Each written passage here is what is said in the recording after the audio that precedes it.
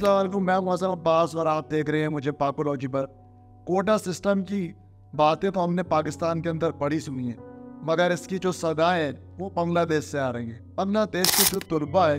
वो सड़कों पर है, और ये कोई 1 या 2 दिन से नहीं बल्कि ये मामला 1 जुलाई से चल रहा है। और आखिर वो सड़कों पर है क्यों, आज हम आपको बताते हैं। बांग्लादेश में जो स्टूडेंट्स हैं उनका ये मुतालबा है कि बांग्लादेश में से कोटा सिस्टम ख़त्म किया जाए। जैसे कोटा सिस्टम की हम बात करते हैं पाकिस्तान में, इसी तरह से एक कोटा सिस्टम नाफिज है 1972 से बांग्लादेश में। 1971 में हम देखते हैं कि बांग्लादेश आज़ाद होता है पाकिस्तान से, और 1972 में एक कानून ऐसा बना दिया जाता है, एक कोटा सिस्टम ऐसा नाफिज कर दिया जाता है कि जिन लोगों ने बांग्लादेश की आज़ादी के लिए जंग लड़ी उनके लिए एक कोटा बना दिया गया कि जब सिविल सर्विस की जो है नौकरियां दी जाएंगी उसमें उन लोगों का 56% जो है वो कोटा होगा, जिसमें से 30% कोटा उन लोगों का होगा जिन्होंने जंग लड़ी 1971 की। उनके जो बच्चे हैं, उनकी जो फैमिलीज़ हैं, उनके जो मतलब ग्रैंड चिल्ड्रंस, उनके चिल्ड्रंस जो है उनको जो है वो 30% कोटा मिलेगा। उसके अलावा जो 10% कोटा है वो ख़वातीन का होगा। 10% कोटा जो है मेरे ख्याल से इसमें मैंने लिखा हुआ भी है कि 10% कोटा ख़वातीन का है और 10% कोटा जो है वो मखसूस किस्ला का है। और उसके अलावा जो 6% कोटा है वो माइनॉरिटीज़ का है और डिसेबल्स का है। तकरीबन ये 56% कोटा जो है वो बच जाता है, जो कि सिविल सर्वेंट्स को नौकरियों में मिलता है। उसके अलावा जो 44% है वो मेरिट की बुनियाद पे जो लोग उसका टेस्ट देते हैं, उसका इंटरव्यू क्लियर करते हैं, तो 44% लोगों को वो नौकरियाँ सिविल सर्विसेज की मिलती हैं। सिविल सर्विसेज क्या, जैसे हमारे पाकिस्तान में CSS का इम्तिहान होता है, इसी तरीके से जो सिविल सर्विसेज बांग्लादेश के, ये तमाम दर उसके कोटे का मामला है। अब इसमें क्या मुतालबा कर रहे हैं स्टूडेंट्स, ये मामला शुरू हुआ 1 जुलाई को ढाका यूनिवर्सिटी की एक प्रोटेस्ट से, और उसके बाद देखते ही देखते ये जो प्रोटेस्ट था ये मुख्तलिफ शहरों में फैलता चला गया, मुख्तलिफ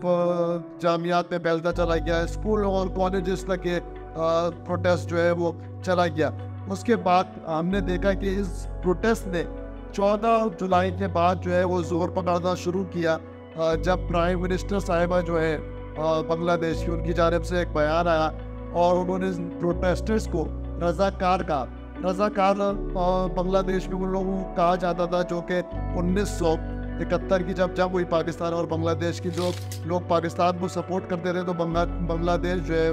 के जो लोग थे वो उनको गद्दार या उनको रज़ाकार बोलते थे, पाकिस्तानी ISI के या पाकिस्तानी आर्मी के। तो जब ये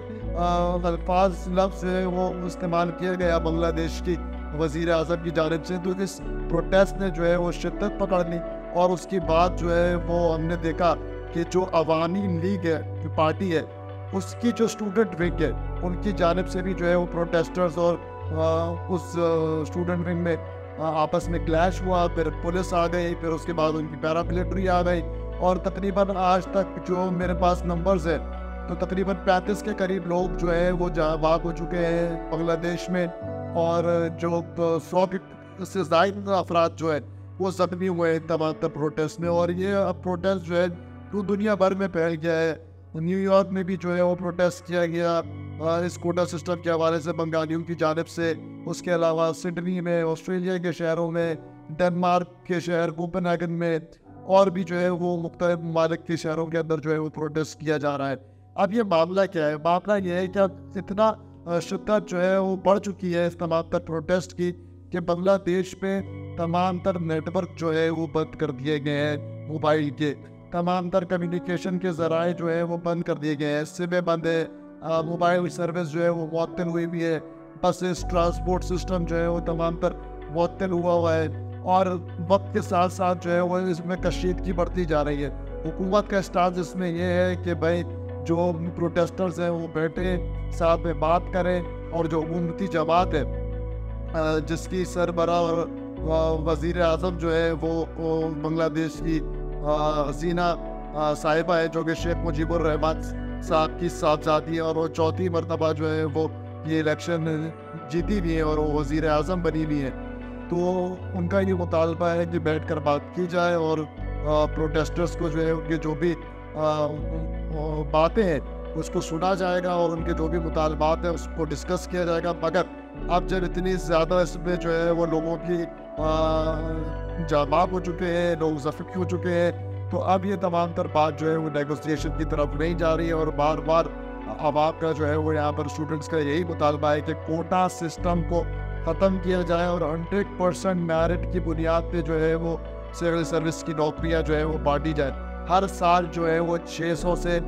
900 के दरमियान जो है वो सिविल सर्विस की नौकरियाँ जो है वो दी जाती हैं, जिसमें 56% नौकरियाँ जो है वो कोटे की नज़र हो जाती हैं। तो ये एक बड़ा मुतालबा है जिसके लिए जो स्टूडेंट्स हैं, जो आवाम है बांग्लादेश की, वो सड़कों पर है। और हम देख रहे हैं एक बड़ी तादाद के अंदर जो है वो हम इसमें ख़वातीन भी शामिल हैं, इसके अंदर नौजवान भी शामिल हैं, लड़के लड़कियाँ दोनों जो है वो आगे आगे दिखाई दे रहे हैं। पुलिस की जानिब से जो है पेशारी की जा रही है, रबड़ बुलेट्स मारी जा रही हैं। उसके अलावा जो अस्पताल के अंदर लोगों की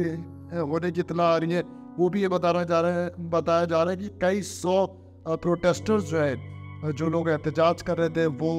अस्पतालों के अंदर दाखिल है और बड़ी बुरी तरीके से जो है वो जख्मी है। और ये एक अब आलमी मामला बना हुआ है। तमाम तर दुनिया के जो चैनल्स हैं, जितने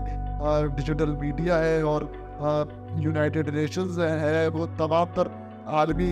इदारे भी इसको देख रहे हैं। तो ये बड़ी तशवीशनाक सूरत हाल है बांग्लादेश के अंदर। लेकिन इसमें खुशी की बात ये है कि नौजवान नस्ल बांग्लादेश की जो है वो इतनी पावर्ड हो चुकी है कि वो अपने हुकूक के लिए लड़ना जानती है और वो अपने हुकूक के लिए जो है वो सड़कों पर बाहर निकली हुई है और मुकाबला कर रही है। हमारी भी पाकिस्तान की बदकिस्मती ये है कि पाकिस्तान में हमारे साथ जितना ही बुरा होता रहे, जितना ही नाजायज़ होता रहे, हमारे यहाँ भी कोटा सिस्टम नाफिज है। हमारे यहाँ भी जो है वो स्टूडेंट्स को, तलबा को और शहरियों को जो है उनको हुकूक नहीं मिल रहे, लेकिन फिर भी लोग जो है वो सड़कों पर नहीं आ रहे। बांग्लादेश के जो नौजवान हैं, उन्होंने एक एग्जाम्पल सेट की है कि अगर हमारे मुतालबात को नहीं माना गया तो हम उसके लिए अपना आईनी और कानूनी हक रखते हैं कि हर